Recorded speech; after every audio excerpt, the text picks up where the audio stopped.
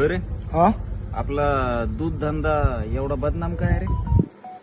अर्धा गव्हर्नमेंटमुळं तो का म्हणे सांगायची गरज नाही, अर्धवट नॉलेज असलेल्या धावण्यांमुळे त्यांना अक्कलचा भाग नाही. आता विषय काय लक्षात घे, दूध धंदा करताना आपण सुरुवात केली, किती लोक आपल्याला सांगायला आले की दूध धंदा असा असा करायचा असतो?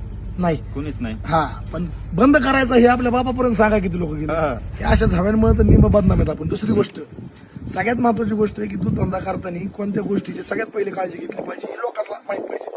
जसं की आता आपल्यासारखे जे तरुण आहेत, ही जी नवीन दूध धंदा देणार आहेत, आता जर नॉर्मल लोकांचं म्हणा दूध धंदा करायचा तर फाटून हातात येते नको म्हणतात लोक. पण का कशामुळे नको हे एकाला बी सांगता येणार नाही. त्यासाठी सगळ्यात महत्वाचं व्यवस्थापन काय, 1 नंबरला चारा, 2 नंबरला गोठा आणि 3 नंबरला जनावरांची. आता ह्यात बी कसं आहे, सगळ्यात पहिले आपले लोक मोठेपणा दाखवायचे ना शेडमध्ये सगळ्यात जास्त शेडमध्ये खर्च, सगळ्यात जास्त खर्च. बरोबर आहे. त्याच्यानंतर दुसरी गोष्ट, चाऱ्यावर लक्ष नसतं, विकतचा चारा आणण्यावर फोकस असतो. त्याच्यापेक्षा फोकस केला पाहिजे स्वतःच्या चाऱ्यावरती स्वतःच्या चाऱ्यावर. आणि त्यातली त्यात त्याची वाढ संगोपन चांगलं असलं पाहिजे.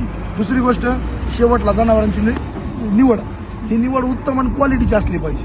आता ह्या गोष्टी कशा लोकांपर्यंत पोहोचणार ह्याचा आपण अभ्यास केला पाहिजे. आता जर आपल्या सगळ्या भावांना जर त्या गोष्टी आपल्याला समजून सांगायच्या असतील हा.